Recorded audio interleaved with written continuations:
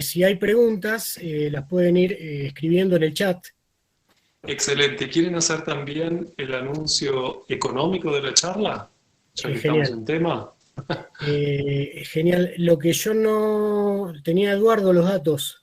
Yo Eduardo, puedo contar lo que sé y después los datos dale, cuando, específicos los pasa Eduardo por el chat, quizás. dale, La dale, idea contalo vos. es, la idea es proponer un aporte voluntario, justamente un apoyo mutuo a los proyectos, en este caso de mí para todos ustedes y aquellos que quieran y puedan para la Escuela del Trigal y para la comunidad de cristianos. Cómo lo quieren repartir, de acuerdo a cómo lata el corazón de cada uno, pero la idea es seguir dándonos una mano mutuamente y que entonces no se estanque. Esa es la idea. Después los datos específicos de la cuenta de la comunidad los pasa Eduardo por el chat porque yo tampoco los tengo acá. ¿Ok? Bueno, muchísimas gracias y empezamos entonces. Me gustaría empezar con una mirada de una perspectiva bien amplia. Y es la siguiente. Necesitamos tomar en cuenta que estamos como humanidad en un momento muy especial. Y que los proyectos que llevamos adelante tienen un cierto carácter pionero en nuestra época. Y que eso conlleva naturalmente el que no nos salgan. Es decir, que tenemos enormes cantidades de deseos y de ideales puestos en juego en una humanidad con una relativa torpeza para llevar adelante estos ideales.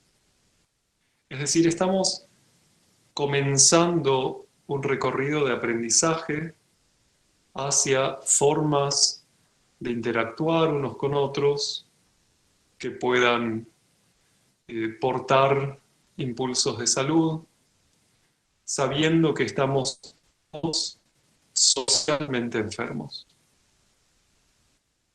Esto es algo muy importante para poder también eh, bajar las expectativas de que pueda existir algún cierto modelo que funcione. Es difícil encontrar un modelo que funcione porque justamente estamos saliendo de la época de los modelos y pasando a una época de los procesos sociales, donde cada proceso social va a estar marcado por los individuos que participen en él. Y no va a venir de afuera significa previamente o de alguna autoridad eh, particular, el modelo que resuelva los problemas de la gente que está participando ahora. Y esta es una clave en nuestra época. La clave consiste en darnos la posibilidad y tener el coraje de pensar procesos, no modelos. Y esta es una llave grande para abrir un montón de candados. Lo que no hace la vida más fácil, pero la hace posible. Y justamente nos pone en el lugar de los protagonistas de los procesos sociales y no de los espectadores o de los receptores de una solución prefabricada arriba de algún escritorio,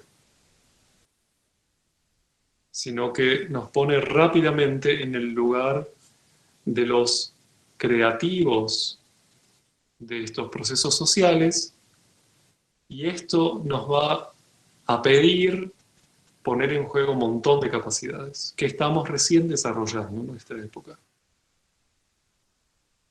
Rudolf Steiner, lo voy a nombrar un par de veces a lo largo de la charla, describió justamente esta crisis de época en su grandioso libro Los puntos fundamentales de la cuestión social, que en castellano por lo menos hasta donde yo recuerdo, lleva el título El nuevo orden social, un título bastante raro. El título original en alemán es Los puntos fundamentales de la cuestión social. Pero lo que está dentro, pasando ese título, está muy bueno en castellano también. Y vale la pena trabajarlo. Este libro es el libro central de toda la pregunta acerca de la trimembración social. Y justamente allí describe Rudolf Steiner que intentar resolver problemas sociales en nuestra época, diseñando un modelo, sentados en un escritorio, aunque seamos muchos, está llamado a fracasar muy pronto. Porque a lo sumo puede ser una respuesta a la situación actual de ese grupo.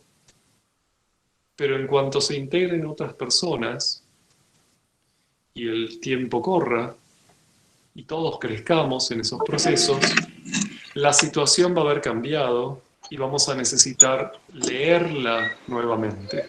Entonces, este es un factor metodológico, me gustaría decir. Todavía no describimos nada acerca del organismo social, solamente describimos, diciendo esto, que estamos en una época donde la socialidad necesita ser reconquistada. Desde ahora, el protagonismo de los individuos que conforman esos nuevos grupos. Venimos dejando atrás una época en la que los grupos fueron guiados por ciertas autoridades. Freud habría dicho super yoes, yoes por encima de otros yoes, por guías morales, por guías políticos, etc. Y estamos abandonando esa época. Y el factor que rompe las fronteras de esa época de grupos, digamos, modelados desde cierta sabiduría, no importa, pero ahora como método, desde grupos modelados por autoridades, el factor que rompe, que abre, que produce realmente la rompiente hacia la nueva época, es el individuo que despierta a sí mismo. Y este va a ser el factor fundamental para la construcción de nuevos grupos. Y esto nos convoca justamente a que cada vez que entramos en relación con otras personas, nos acordemos que cada uno de los que estamos interviniendo en esos procesos sociales somos individuos que nos estamos descubriendo a nosotros mismos y que estamos en un camino de consolidación de lo que somos como individuos. Y claro, esto es un factor eminentemente antisocial.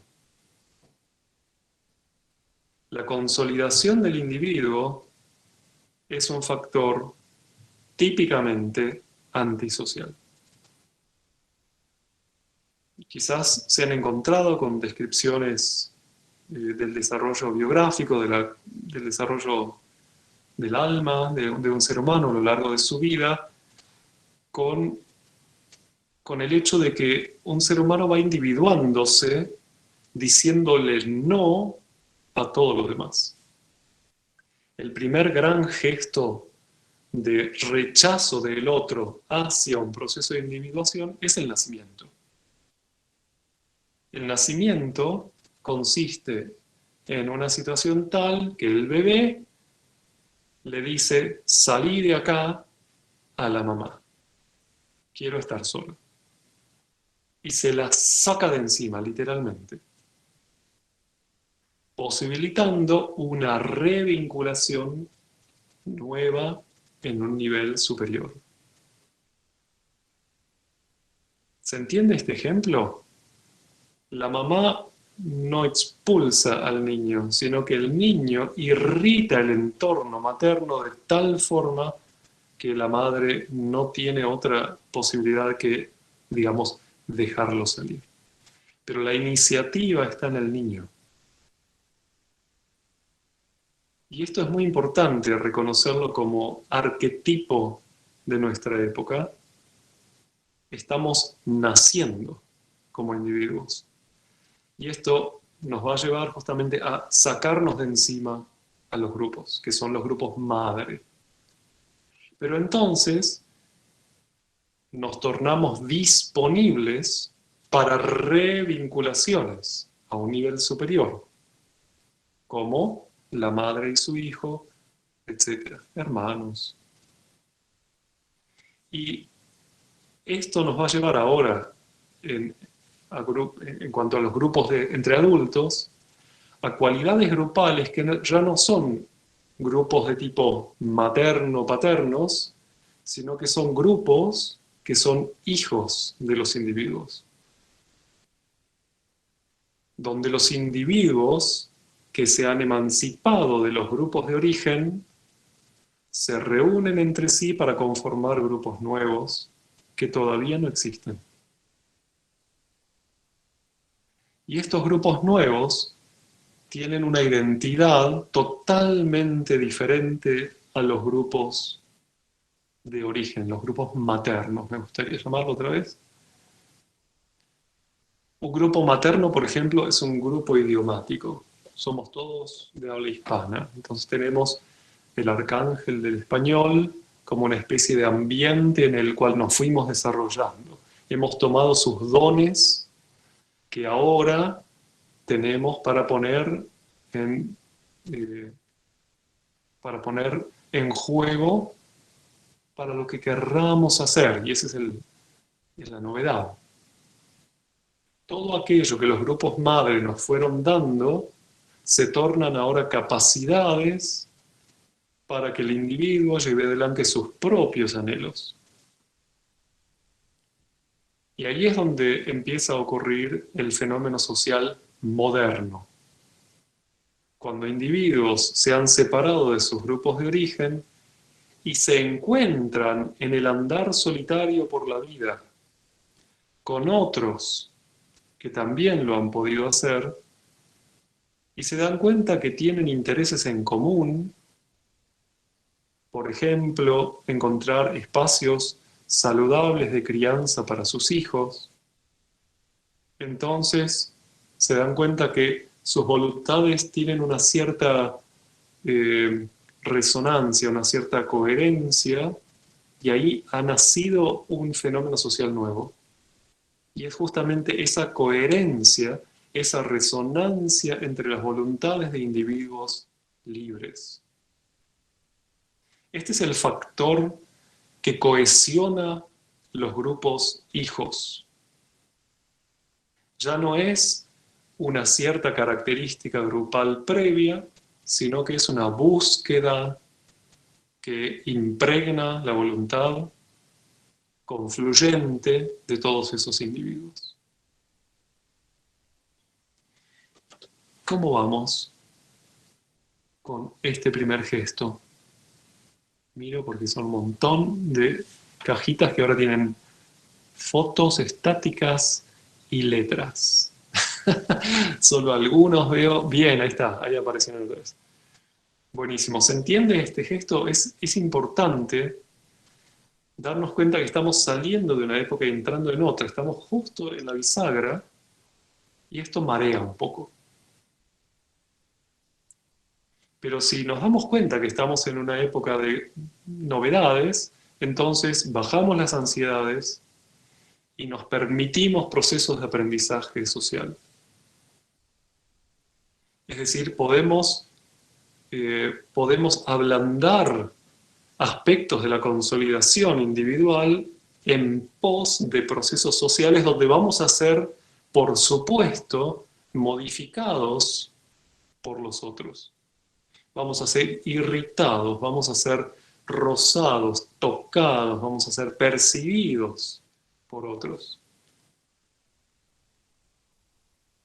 Y entonces surge más o menos rápido la pregunta acerca de cuál es el factor que le da permanencia a esos grupos nuevos. El factor que le da permanencia a los grupos madre es la identidad común, digamos, el idioma, el apellido, la fe, lo que sea. En épocas antiguas. Hoy la fe es otra cosa, pero eso es para otra charla. Justamente por esto que estamos charlando hoy. Pero bueno, digamos, características adquiridas que me hacen ser parte de ese grupo. Soy uno más de todos los argentinos. Pero no describe nada de lo que es ser yo mismo. Los grupos nuevos se conforman desde esa suma de individuos diferentes, pero que tienen una cierta confluencia de voluntades. Ahí está el punto. La identidad de los grupos nuevos está en el futuro, no está en el pasado. Está en la voluntad, no en las características heredadas, sino está en los deseos más profundos quizás. Y entonces eh, la permanencia, la estabilidad de esos grupos va a depender, y ahora viene una frase fuerte, de cuán claros sean los ideales para esos individuos y cuán fieles puedan ser esos individuos a sus ideales. Y esa claridad y esa fidelidad van a ser los factores que les van a permitir trascender un montón de situaciones adversas que son parte del proceso de transformación social de nuestra época. Y por eso es tan importante cuando uno va a relacionarse con grupos de este tipo, tratar de aclararse a sí mismo primero qué es lo que quieren. Y yo, ¿quiero eso también? Porque no va a alcanzar con llevarme bien con esas personas, porque eso puede terminar bastante rápido en cuanto aparezca la primera discordia, y los latinos estamos muy llamados a tener ese tipo de rispideces, porque con que el otro haga el mate diferente a como uno lo hace ya alcanza para que se termine una reunión de directorio, y ni que hablar si alguien tocó la bombilla del mate que yo se ve, ¿no es cierto? O sea, estamos muy a merced de ese tipo de oleaje anímico social, por lo tanto necesitamos descubrir realmente que podemos juntos amar un ideal. Y ese amor por ese ideal y esa fidelidad que yo puedo tener a mi propio amor por ese ideal es lo que va a cohesionar a los grupos nuevos. Porque ¿qué hay más lindo que poder encontrarse con personas con quienes confluimos en nuestros ideales, ¿no es cierto?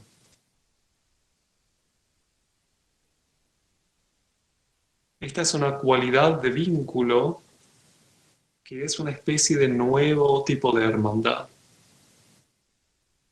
Ya que estamos hecho un par de cositas, Cristo lo llamó hermandad a esto. Estos son mis nuevos hermanos, etc. Y no estaba hablando de una opinión en común, de un origen popular en común, de una nada, sino que estaba hablando de aquellas personas que se animan a ir en pos de un proyecto común con fidelidad a ese ideal. Y ese proyecto común, en última instancia, es toda la humanidad, por supuesto, pero lo vamos practicando y lo vamos realizando, no solo practicando, en este tipo de espacios como lo son, por ejemplo, un espacio de crianza conjunta de nuestros hijos como la escuela. Porque vieron que una escuela no es otra cosa que un espacio de crianza, ¿no? Necesitamos volver a describir de manera realista lo que pasa, y, por ejemplo, como escuela, y quitarle esas abstracciones institucionales para poder darnos cuenta cuál necesita ser el próximo acto pleno de sentido.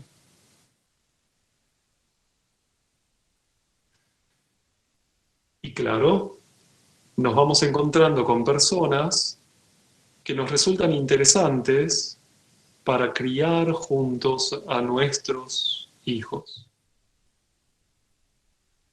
Es como una especie de nueva tribu, pero de nueva tribu. No tiene las características antiguas, sino que la identidad de ese impulso común nos la damos nosotros mismos, de acuerdo a cuál sea el ideal de crianza que estamos moviendo juntos.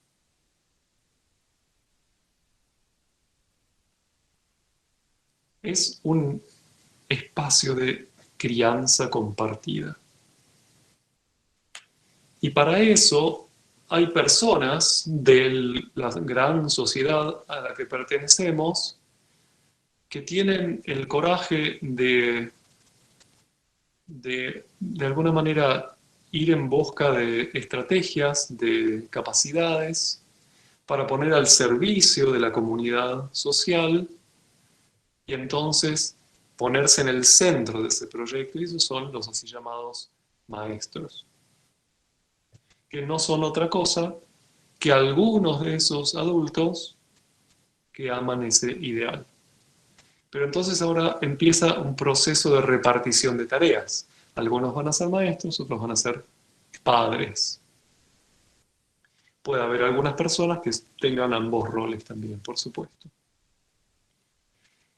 Pero recordar siempre que es un proyecto de crianza conjunta, no es que los padres entregan a los hijos para ser criados en la escuela,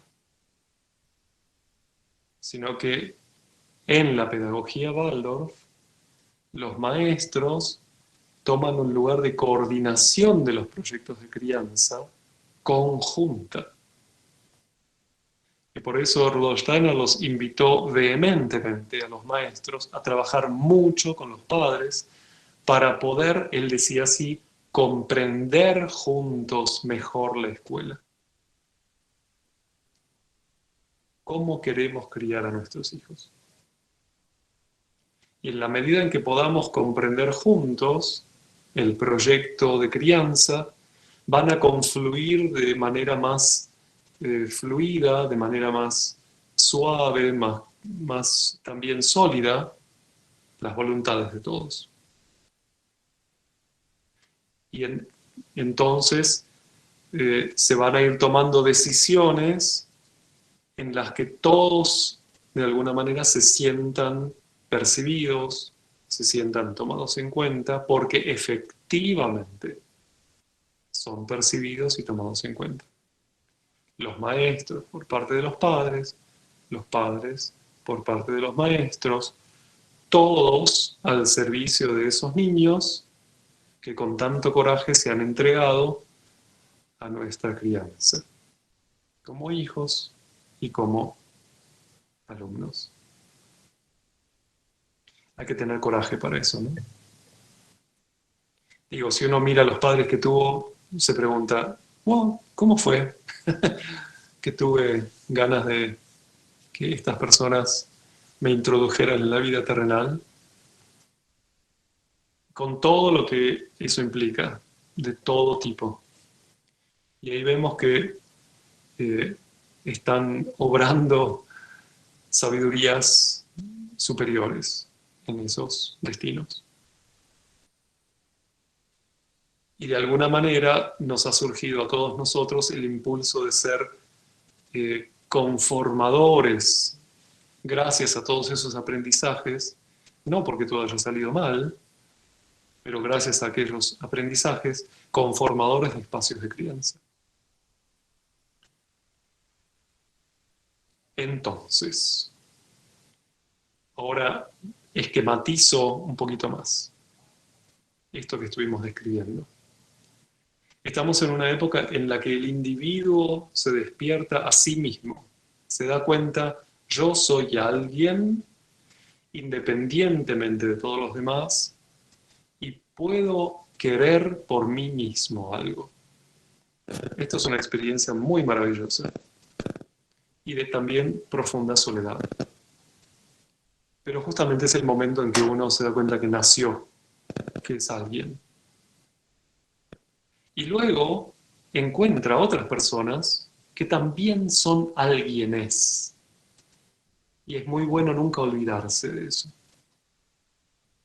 El otro también es alguien, tan alguien como yo. Es más, el niño es alguien. No va a ser un producto de nuestra educación, sino que por algo tiene el gran subtítulo, la pedagogía Waldorf, pedagogía para la libertad, para que esos niños puedan llegar a ese nacimiento de total emancipación desde donde puedan conformarse a sí mismos. Y ese es, digamos, el gran final del proyecto educativo. Y como dice Steiner, entregarlos a la vida en libertad. Sabemos que no alcanza con los 17 años para que esto madure, pero nos alegraría que haya germinado, ¿no es cierto? Por lo menos. Y justamente toda la escuela, como escuela Waldorf, como pedagogía Waldorf, tiene esa lógica.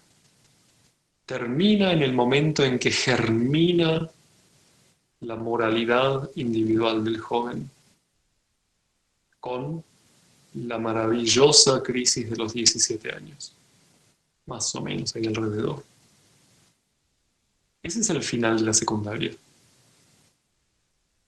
Y necesita ser cuidado hasta ese momento, ese germen, para que luego tenga raíces fuertes y pueda entonces salir a la conquista del mundo con propia fuerza moral.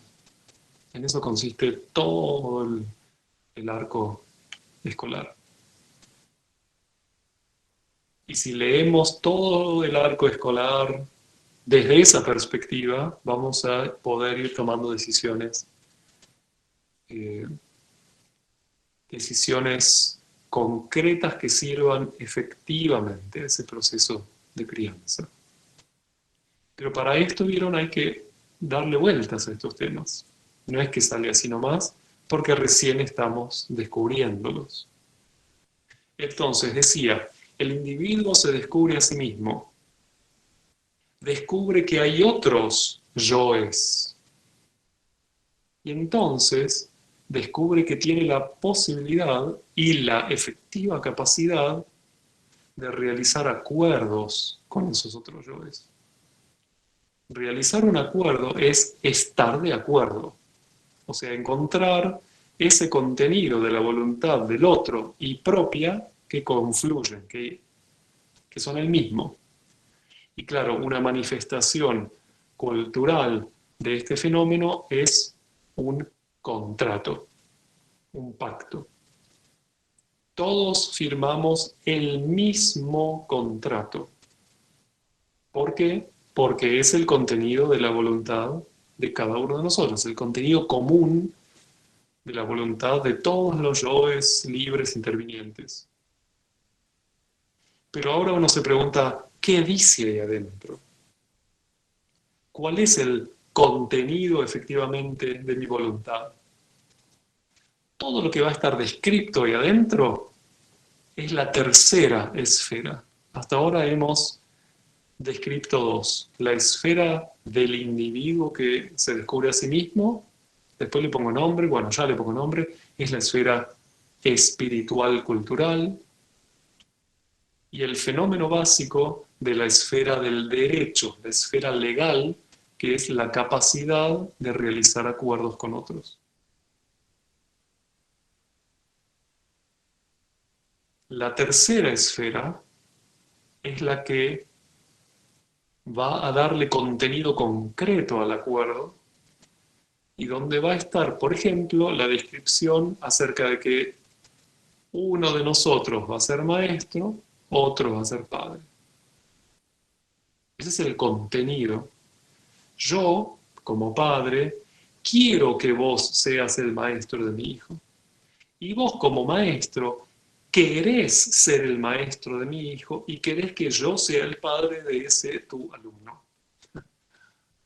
Es decir, coincidimos en lo que queremos, pero los roles no son los mismos. Y esta diferenciación de roles es la característica central de lo que se conoce como la esfera económica, donde cada uno trae sus recursos y sus necesidades para ser intercambiados. Y la esfera legal, la esfera del derecho, es la que va a ordenar ese intercambio. Y acá ya estamos en uno de los puntos centrales de nuestro tema de hoy. Para poder llevar adelante una vida económica saludable, necesitamos tener el coraje de llevar adelante una vida del derecho saludable. Poder tener muy, muy claros cuáles son los pactos realizados. Y este vínculo entre estas dos esferas es una clave para los procesos que estamos llevando adelante en todos nuestros grupos. Y a esto me quiero referir un poquito más enseguida, pero primero hago una mini pausa entonces y pregunto, ¿cómo vamos con estos tres fenómenos arquetípicos de las esferas? La esfera cultural y espiritual tiene como fenómeno arquetípico al individuo en desarrollo. La esfera del derecho, la esfera legal, tiene como fenómeno arquetípico la capacidad de realizar pactos, acuerdos.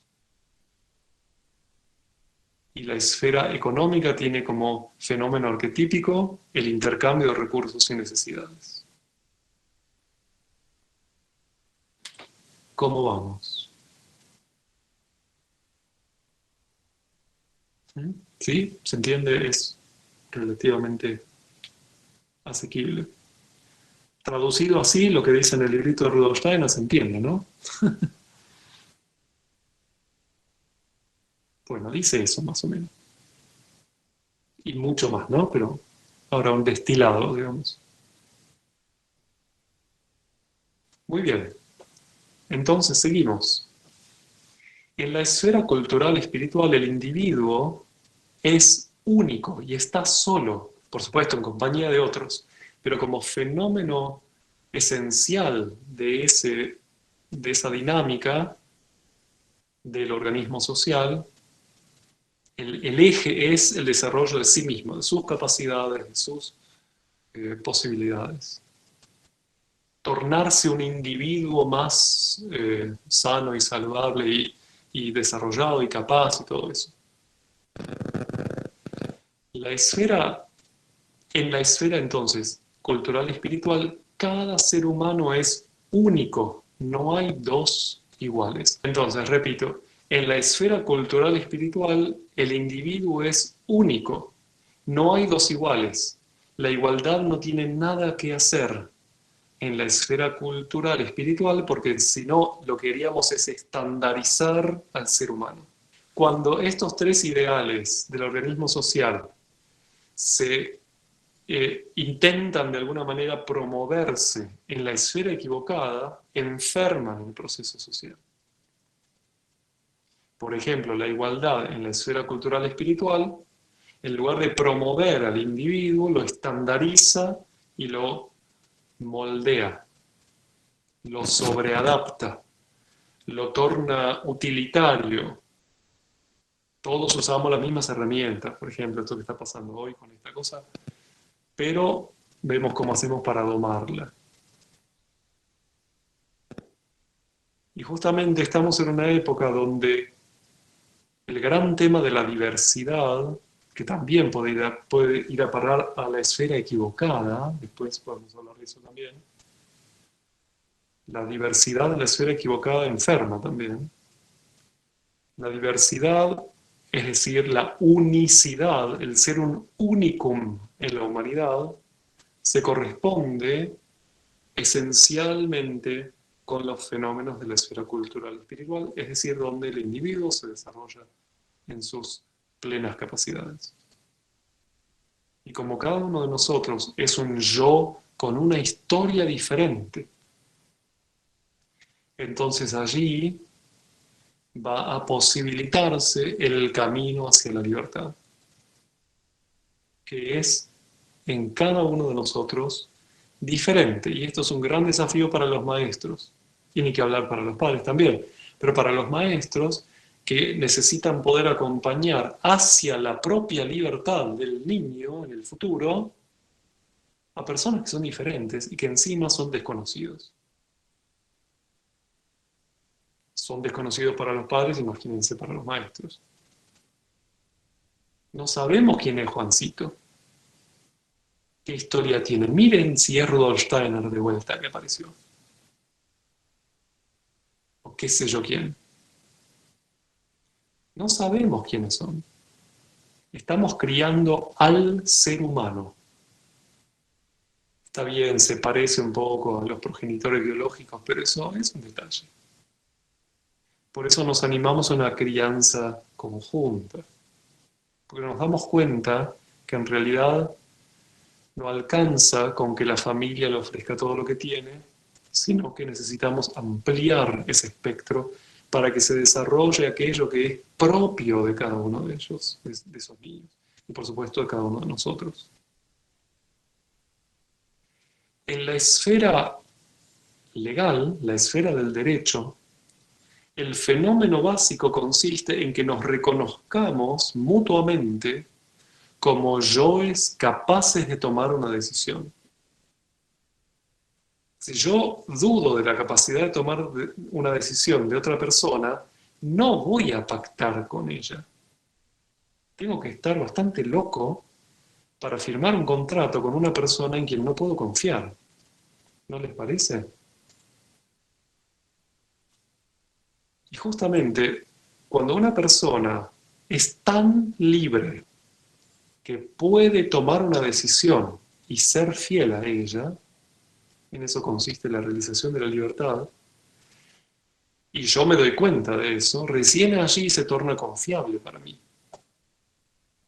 Y por supuesto, cada uno puede preguntarse de qué manera está cada uno ofreciéndose al fenómeno social como una persona confiable. ¿Soy confiable para los demás? Traduzco. ¿Tengo la capacidad de tomar una decisión y serme fiel en mi decisión tomada? Porque esa va a ser la base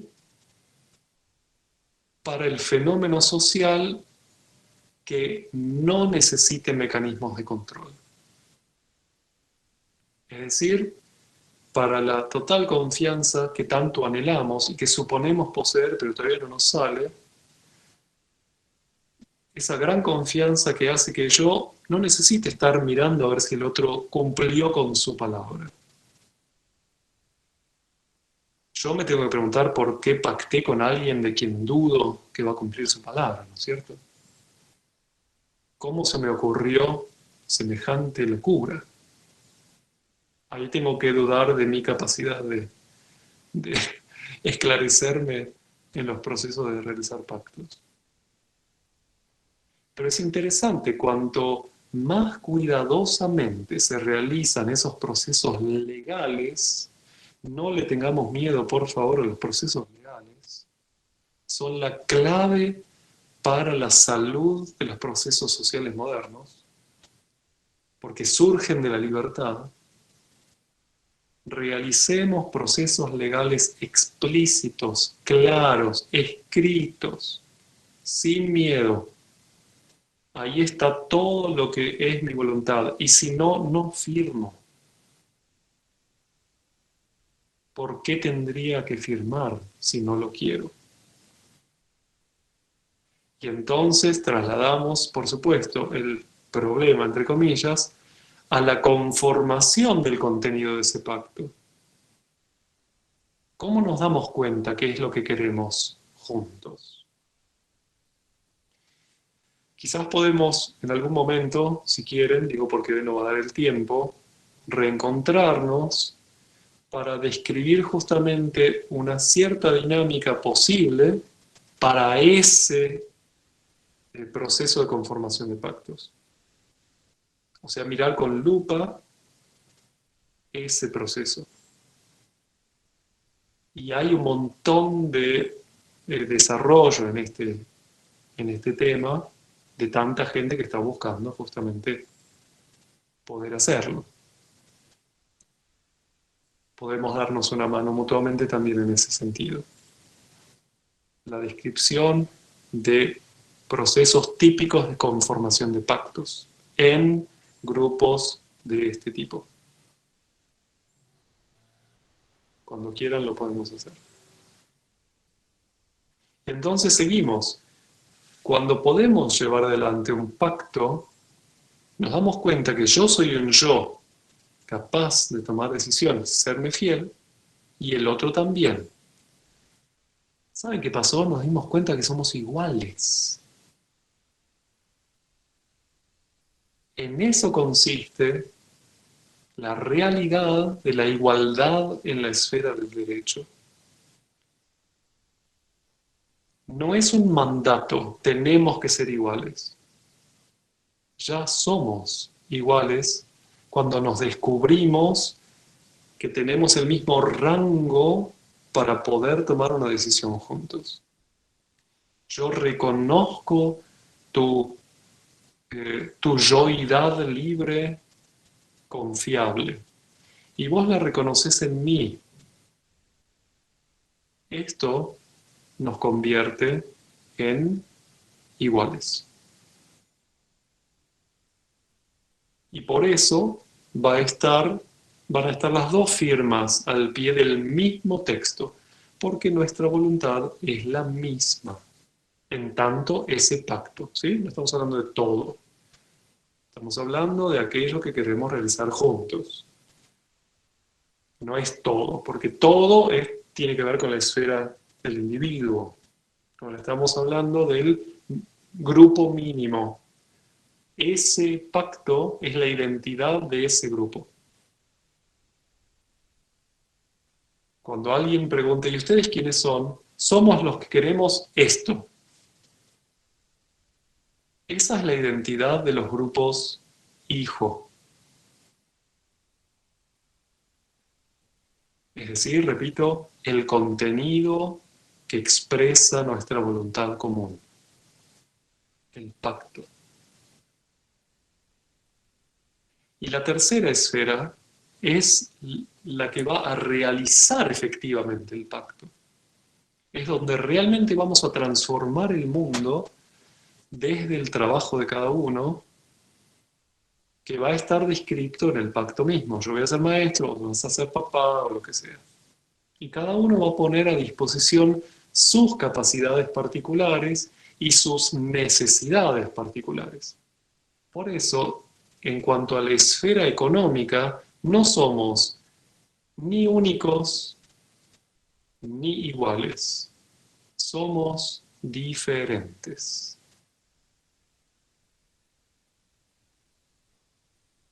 Allí ya somos un grupo. En la esfera cultural todavía no somos un grupo. Por eso no hay que confundir ser únicos con ser diferentes. Son cosas distintas. Y esto es importante diferenciar.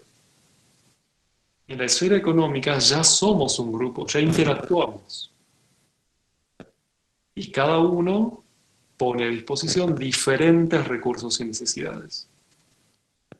Cuando yo tengo una manzana y el otro necesita una manzana, yo le doy la manzana y el otro pone en juego su necesidad de la manzana. Y entonces confluyen ambas en una alquimia muy especial. Y el mundo se transforma. La esfera económica no es la esfera del dinero. El dinero es una estrategia para llevar adelante procesos de la esfera económica, pero no hay que confundir una cosa con la otra.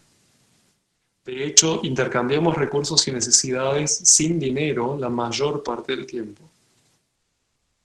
La mayor parte de la dinámica de la esfera económica ocurre sin intermedio del dinero.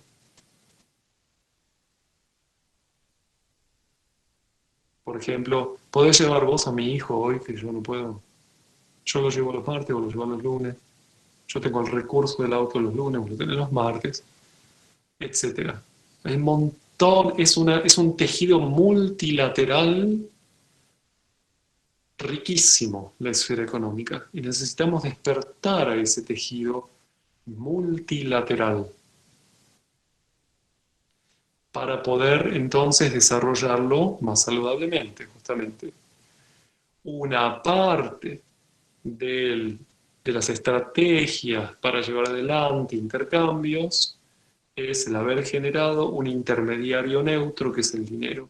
Porque vieron que con el dinero no podemos hacer nada, solamente intermediar intercambios. Es una estrategia que otorga flexibilidad a la esfera económica. No es la identidad de la esfera económica. ¿Qué significa que el dinero otorga flexibilidad a la esfera económica? Con un ejemplo, si trabajamos a través del trueque y yo tengo gallinas y el otro hace pantalones, solamente se va a dar el intercambio si yo necesito un pantalón y el otro necesita gallinas. Al poner un intermediario neutro, es un descubrimiento fabuloso el dinero, es maravilloso.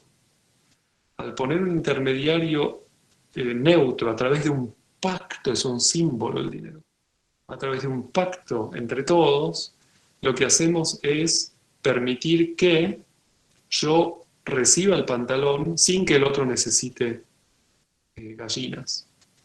Entonces yo puedo ir con mis gallinas a quien necesita gallinas, recibir dinero, ir con el dinero al que necesita, al que tiene los pantalones e intercambiar. Es una estrategia que permite dinamizar la esfera económica. Es realmente, el dinero es una entidad de altísimo rango espiritual. Por eso tan atacado también. Y tratar de comprender cuál es esa característica del fenómeno dinero nos permite entonces, por supuesto, tornarnos mejores, más creativos y efectivamente señores del fenómeno y salir de todo lo que el dinero provoca en tanto despierta cuestiones no elaboradas en todos nosotros. O sea, en ámbitos de la esfera cultural y espiritual, es decir, del autoconocimiento y de la autoeducación, cada uno de nosotros puede preguntarse, ¿qué relación tengo con el dinero? Y nos vamos a dar cuenta que a lo largo del tiempo puede que se haya desarrollado una relación bastante extraña con el dinero, por ejemplo, que lo consideremos mercancía. Cuando el dinero empezó a convertirse en mercancía, por ejemplo, poder comprar una moneda con otra, entró en la humanidad una enfermedad muy, muy gruesa. Se cosificó el símbolo. Lo mismo que pasó con el oro, ¿vieron? Se cosificó el símbolo solar. Y estamos recapitulando todas esas crisis de la historia de la humanidad, pero ahora, con una cierta sensibilidad que nos lleva a hacernos preguntas, podemos ir sanando estas cuestiones. Y gracias a Dios tenemos al querido Rudolf Steiner, que apareció un poquito antes que nosotros, que tuvo ciertas posibilidades de comprender estos fenómenos que hoy nos ayudan mucho.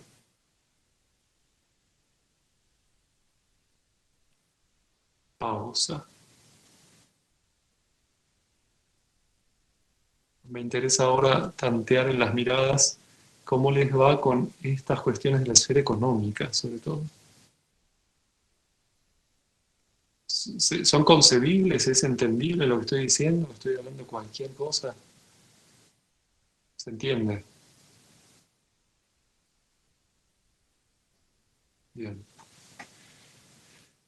Y entonces aparece la pregunta, ¿podemos generar estrategias saludables para, por ejemplo, domar estos hábitos enfermizos con respecto al dinero? Y hay que empezar cada uno consigo mismo, porque si no empezamos a tener la sensación de que el otro me quiere educar, ¿vieron esas cosas raras?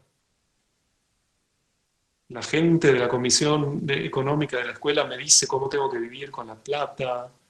Empiezan a aparecer los deditos levantados a ver si puedo ir o no con mi camioneta 4x4 a pedir la beca y todas esas cosas.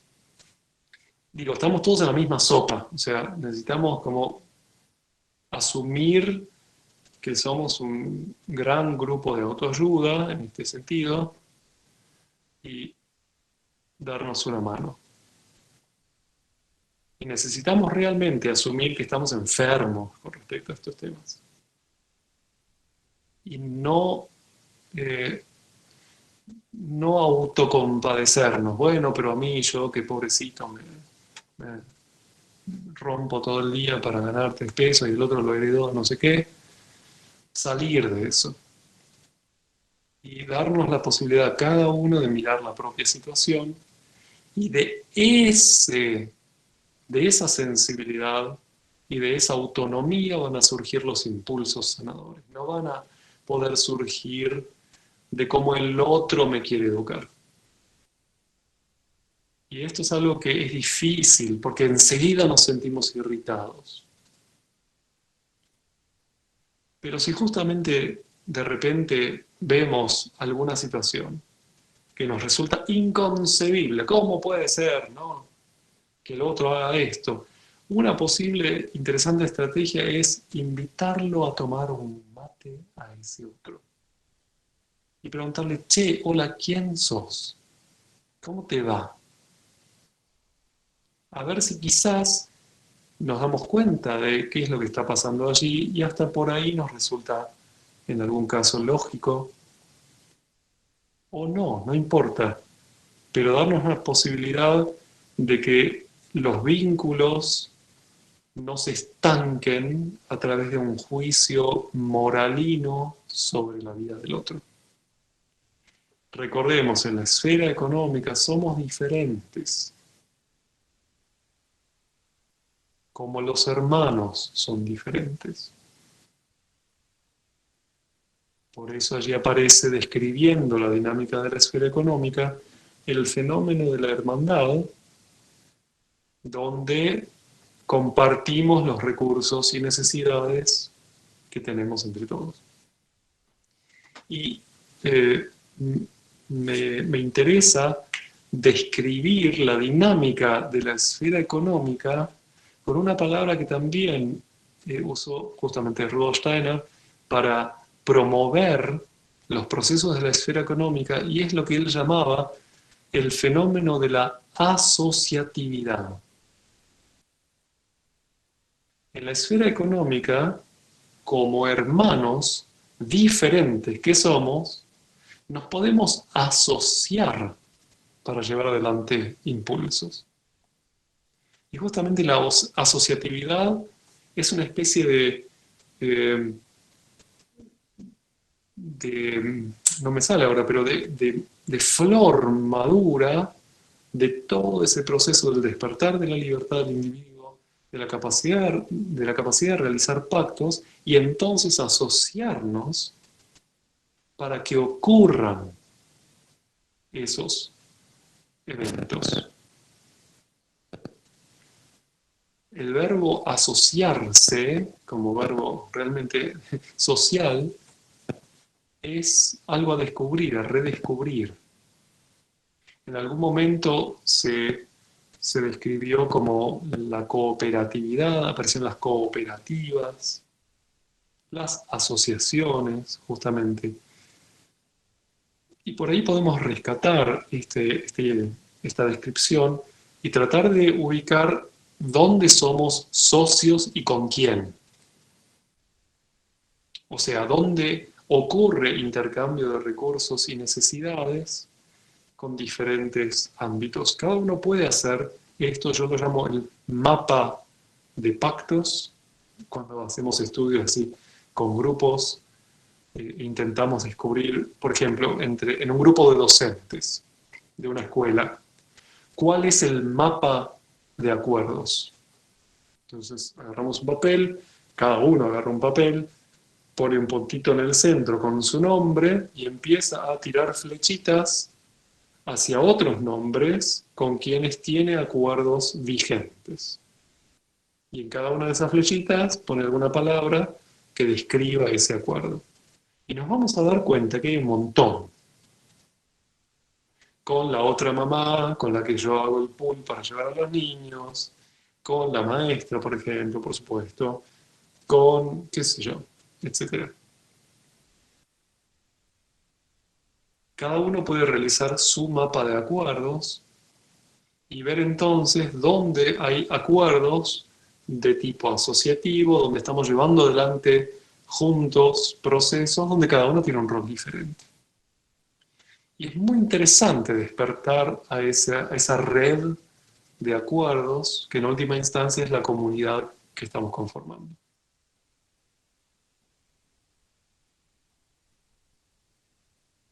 Entonces, me gustaría entregar fuertemente este, este nombre sagrado de lo asociativo para tratar de leer los procesos de la esfera económica y descubrir de qué manera se realiza esa asociatividad. ¿Cuál es mi aporte? ¿Cuál es mi necesidad que está siendo cubierta por otro?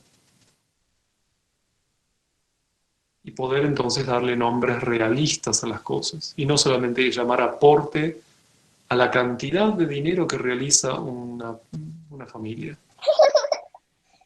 Ahí está, ¿vieron? Un resaltador acústico.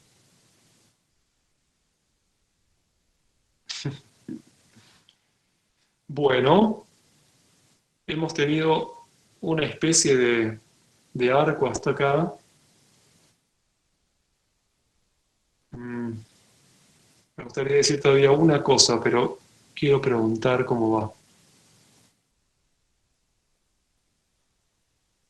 Bueno, entonces una cosa más para cerrar esta parte expositiva, y es lo que me gusta llamar el fenómeno central de la escuela.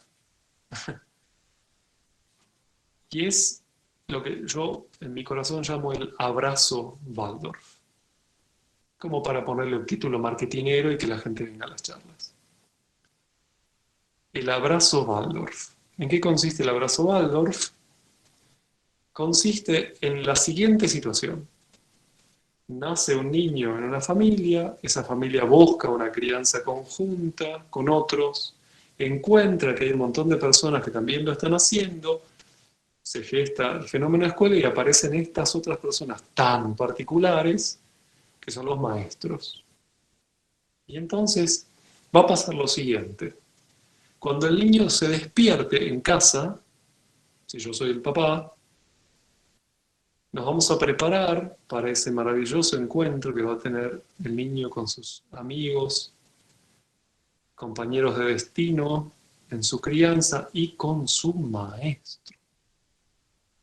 Entonces, vamos a ir hacia la escuela, en una especie de celebración de la vida, y vamos a llegar al umbral del encuentro, donde el niño va a salir por un rato del reino de los padres y va a entrar en el reino de los maestros. Vieron que para los niños los maestros viven en la escuela, ¿no? Siempre digo esto. Los maestros viven allí, no tienen ninguna otra necesidad, no van al supermercado. Es muy raro ver al maestro en el supermercado. Es como una especie de profanación de su santidad para la mirada del niño.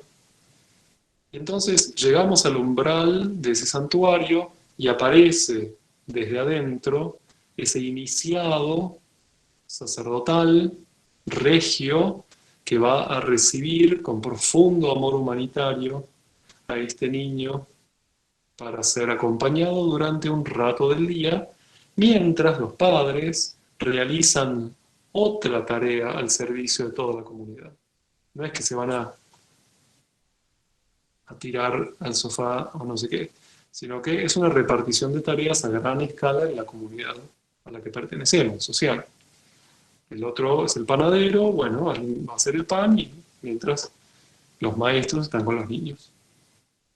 Y entonces, imaginemos ahora la perspectiva del niño de ese proceso. El niño se despierta, los padres con mucha alegría van al encuentro entonces de la escuela con el niño, y el niño llega a la puerta y aparece el maestro desde adentro a recibirlo. Y entonces el niño está entre estos dos seres tan importantes en su vida y percibe la cualidad de ese traspaso. Cómo se miran entre sí, percibe el amor de ambos por el acuerdo realizado al servicio del niño. Estos dos hacen todo esto para mí. Y entonces entra con profunda alegría y confianza al ámbito de experiencias de la escuela. Y cuando esto termina, pasa otra vez lo mismo al revés, y el niño va respirando en este abrazo entre padres y maestros. Esa dinámica de respiración, esa dinámica vital del niño, es la experiencia del niño. Y por eso es muy importante para el niño, esto se lo digo a los maestros en secreto, que cuando se va a la casa, esté en la casa y no siga un poco de la escuela en la casa. Que los padres no tengan que hacer de maestros, que puedan ser padres. Los niños tienen una vida también afuera de la escuela. Maestros. Bueno, ya está. Lo dije. Y entonces, para el niño, esto potencia enormemente el proceso del niño. Si los padres tienen que ser los representantes del maestro en la casa para que cumpla con las tareas y qué sé yo, el niño se ahoga allí.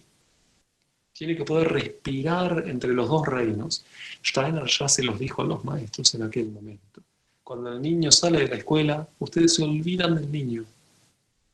Tuvieron suficiente tiempo mientras estuvo en la escuela y si no pudieron hacer todo, planifiquen mejor.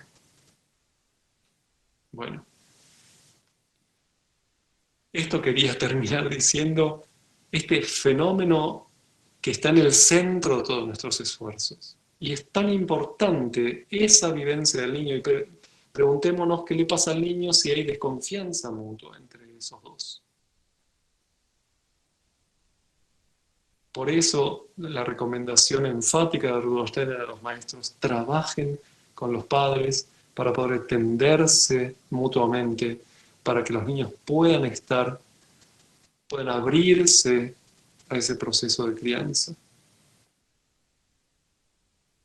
Bueno, ahí está. Muchas gracias. Fuerza y adelante. Bueno, gracias Mariano. Hay algunas preguntas, te voy a leer alguna. Bueno, hay una acá de Martín Fernández Vidal que dice: ¿cómo crees que la falta de cumplimiento de un compromiso de parte de algunos miembros de una comunidad afecta al total de la comunidad que tiene un mismo objetivo colectivo? Me gustaría primero analizar la pregunta. Suponer que toda la comunidad está unificada en un objetivo colectivo es un poco... yo no he conocido todavía ninguna. Lo voy a decir así, fenomenológicamente. Es muy difícil que ocurra esa unanimidad. Todo el tiempo está ocurriendo un proceso dinámico de conquista de esa armonía.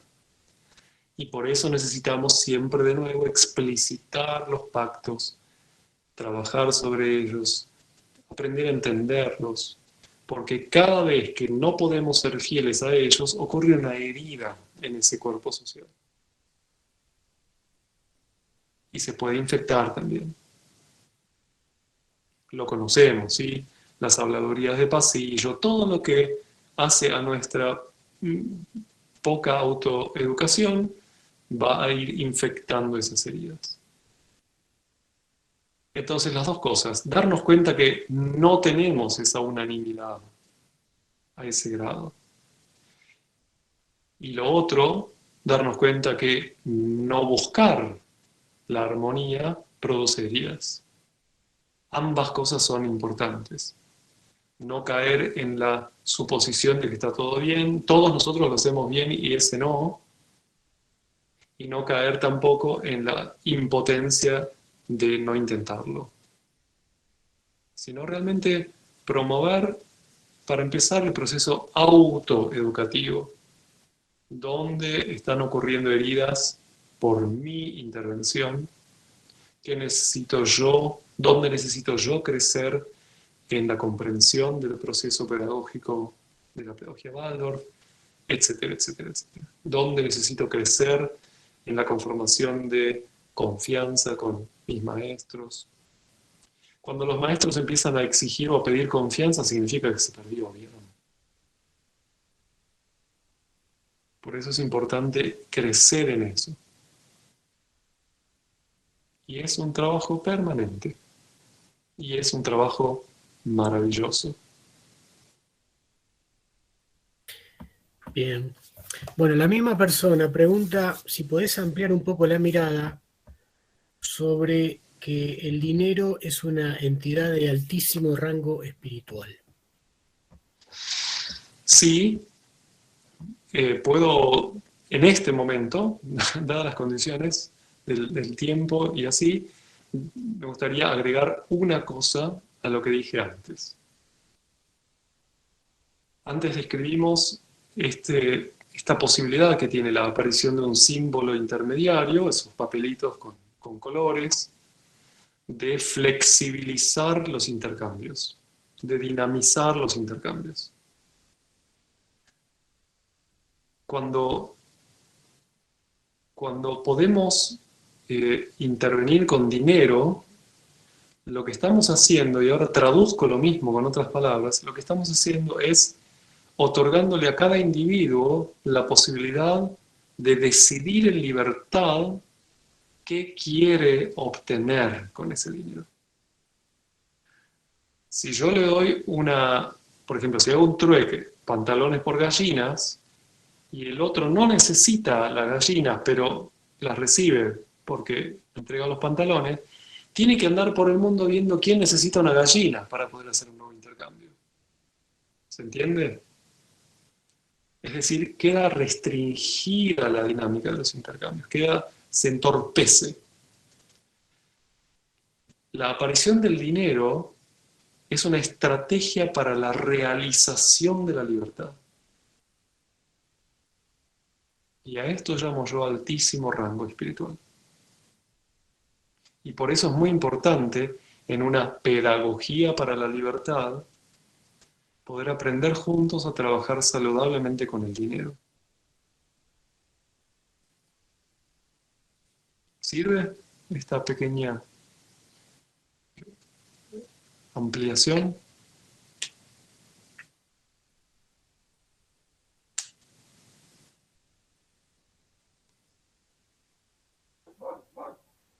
Ahí hay unas, no sé si puedes ver el chat, Mariano. Justo hay Sí, pero algunas. pasa muy rápido, así que si vos me lo Ah, lees. dale. Bueno, voy con esta de Esteban Próspero. Pregunta, ¿qué claves podrías compartir para entender cómo cuantificar las necesidades de los maestros de una comunidad Waldorf, así como también los aportes económicos de las familias? Bueno, este es un tema súper delicado. ¿Por qué? Porque ¿quién puede justamente cuantificar, primero vamos a decir, describir qué es lo que yo necesito? Esta es la primera pregunta, ¿sí? En la esfera económica vamos a intercambiar recursos y necesidades. Bueno, ¿cuáles son mis necesidades? ¿Qué voy a poner en juego en esos intercambios? ¿Y cuáles son los recursos que voy a poner en juego en esos intercambios. La traducción del valor monetario en dinero de una necesidad o de un recurso, o sea, cuánto dinero es necesario para cubrir una cierta necesidad, ¿sí? Es la cuantificación de la necesidad. Y cuánto dinero es necesario para recibir un cierto recurso, la cuantificación del recurso, es lo que se llama precio. Y los entendidos en economía describen los procesos de formación de precio como procesos del sentir. Por eso es tan difícil la conformación de precios. Porque va a depender no solo de los costos y de cuestiones que podamos pensar, sino que también va a intervenir cuánto lo quiero y por qué lo quiero, y va a intervenir cómo siento yo que está ese recurso en relación con mis necesidades. Es bien difícil. Pero para empezar, necesitamos darnos cuenta que la determinación de necesidades corresponde al individuo mismo. Cada uno es aquel que puede llegar a determinar qué necesita. Si esas necesidades van a ser cubiertas por recursos de otros o no, eso le tocará a los otros. Pero determinar, describir cuáles son mis necesidades, es algo que solo puedo hacer yo. Yo puedo decir si tengo hambre o no.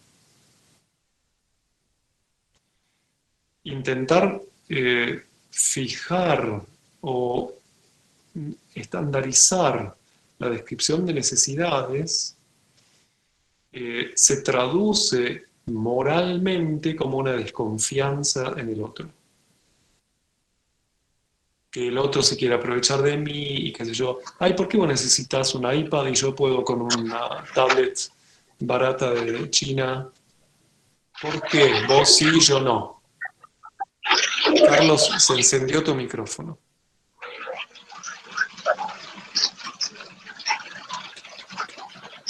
Bueno, todas esas cuestiones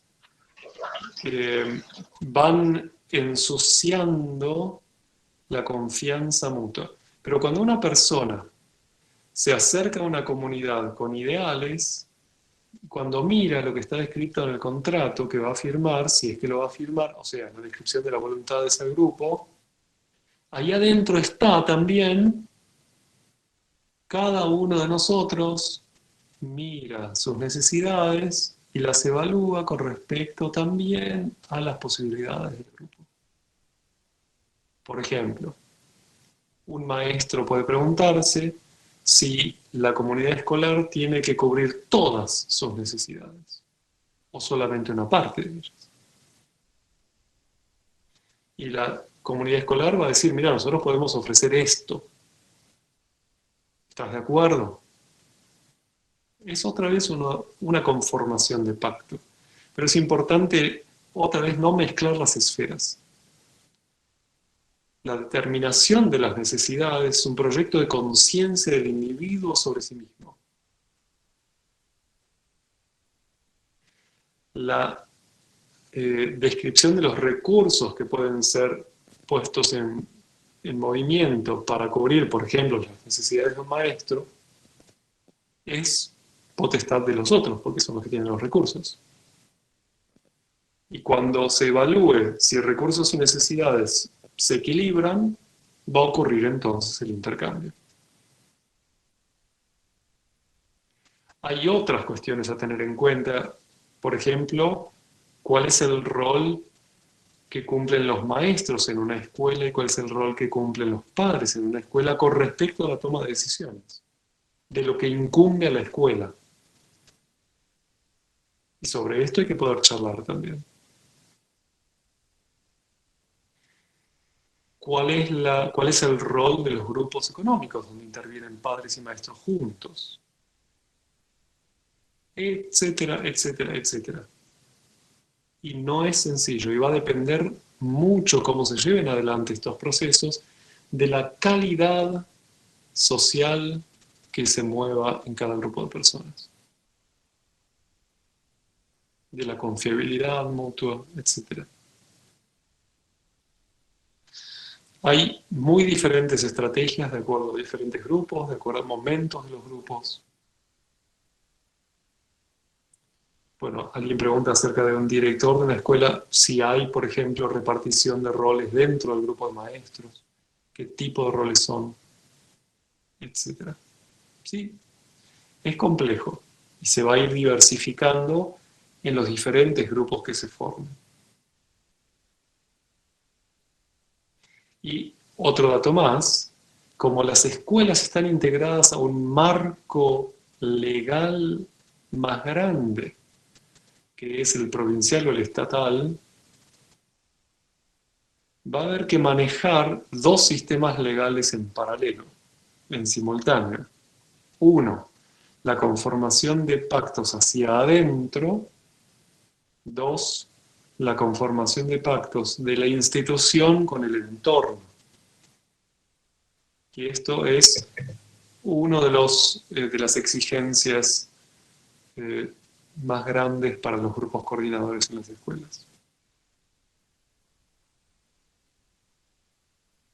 Sí, se puede ampliar y profundizar la pregunta acerca de los roles de padres y maestros en la escuela, pero no sé si hoy.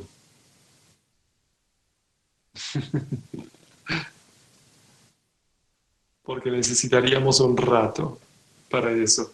Es importante para empezar a darnos cuenta que son diferentes esos roles. Y que en ese ejemplo del abrazo Waldorf, del paso de mano, un poquito uno puede ir derivando de allí qué le toca a cada uno. Arquetípicamente, ¿no? Después se puede, se puede complejizar todo.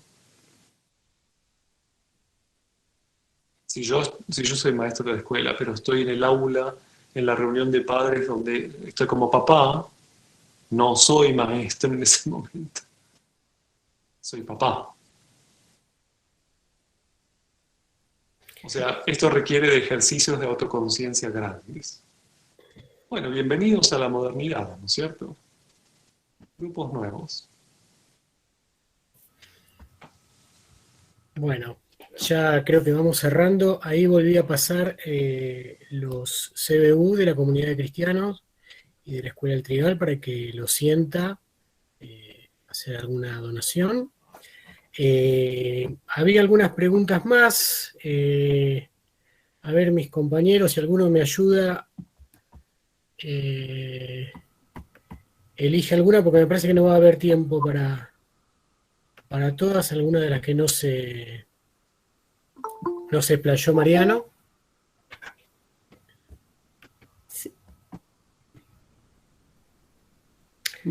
Había Sí, una, ahí me acuerdo, no sé quién la dijo, sobre cómo sanar heridas en una comunidad entre docentes y padres, sí, creo que era, y ¿no? Algo por el estilo. Eh, Sí, y otra cómo sanar que las está heridas dentro de la relacionada, comunidad entre maestros y... ok, y otra que está relacionada me parece que es cómo qué experiencias de trabajo conoces como para acercar las familias a la escuela, ¿no? Una cosa así decía. A ver. Bueno, Eh, hmm. Primero digo una cosa, una aclaración que bien justo pasó en el chat. Lo que llamé pase de mano es ese encuentro entre el padre y el maestro con el niño a la puerta de la escuela. Alguien preguntó justo de México, me parece, que no se acordaba de ese término a qué se refería. Lo vuelvo a traer porque lo describí antes. Ese momento en que llega el padre con el niño a la escuela y el maestro lo recibe y cuando se va. Ese pase de ámbito. Saben que se me cortó un poquito y no entendí bien la pregunta esta de entre padres y maestros, la primera que hicieron.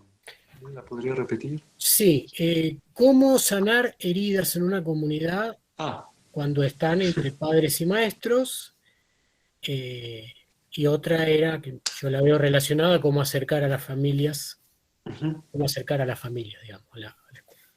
Bueno, las familias se acercan cuando tienen hijos que quieren criar en escuelas y las escuelas se dan a conocer de diferentes maneras. O sea, no sé muy bien cómo responder a esa pregunta. Se Me pueden imagino, buscar en... me Sí, imagino que debe ser eh, familias que están en la escuela, pero que por ahí no están demasiado involucradas eh, en... a los maestros les toca ofrecer espacios para encontrarse, para charlar y a los padres pedirlos. Y a los padres, Sí, pedirlos, esos espacios. Sí, muy normal y humanamente. Cuando se da alguna herida en la confianza entre padres y maestros, maestros, padres y qué sé yo, estamos ante una situación grave, porque justamente el elemento cohesionante del trabajo, aquel que le va a dar seguridad al niño, que va a hacer que el niño no se sienta abandonado cuando el padre lo entrega al maestro en quien no confía. ¿Sí? ¿Qué tipo de experiencia es esa para el niño? Y viceversa, cuando el maestro de alguna manera se relaciona con el niño cuestionando al padre, eh, ahí sería necesario sentarse con coraje, charlar con intermediarios si es necesario, porque está en juego la salud psicológica del niño. Fui un poco duro, pero fenomenológicamente hablando, de esto se trata. Está en juego la salud psicológica del niño. O sea, esto nos debe motivar para saltar por encima de nuestros rencores, para saltar por encima de nuestras vanidades y decir, che, ¿qué nos pasa? Y por supuesto, los que tienen el peso mayor son los maestros, porque se han puesto en ese lugar como profesionales de procesos educativos y los padres no necesitan ser profesionales de procesos educativos.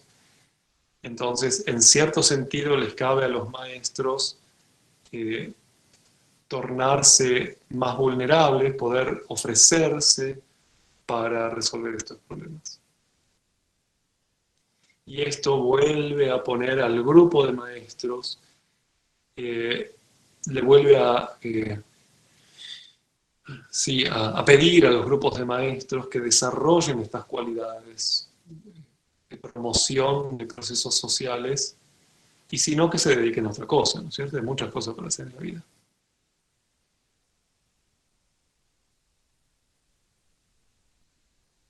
Pero realmente ofrecerse como profesional de procesos educativos de este tipo requiere de mucho coraje, también de mucho respeto por eso, pero no menos respeto el coraje de ser padre.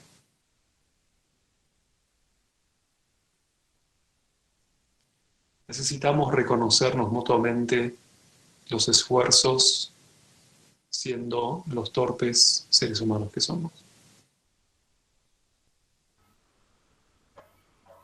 bueno, Mariano, muchas gracias, la verdad, por la charla, o sea, muy clarificadora, nos ha resultado, han quedado más preguntas porque da para un montón, pero tampoco queremos que estés hasta la santa hora. Así que te agradecemos un montón tu disposición, ¿eh? Muchas gracias. Con muchísimo gusto y les deseo lo mejor para estos procesos. Recuerden que estamos en proyectos para la humanidad. No estamos haciendo proyectitos. Y que esto nos dé el coraje para transitar los desafíos que vamos reconociendo y que las próximas generaciones que vengan cuenten con lo que hemos aprendido. Gracias. No, gracias a vos Gracias a y vos, gracias a Mariano. todos los